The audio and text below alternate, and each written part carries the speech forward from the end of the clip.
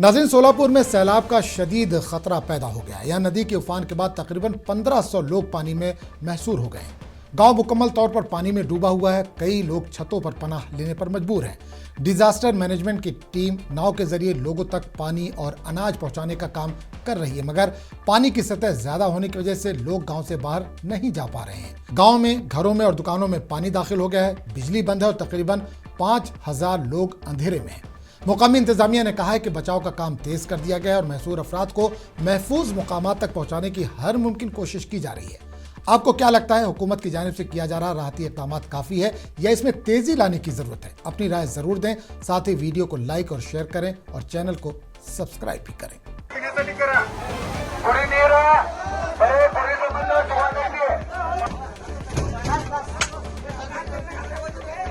दोन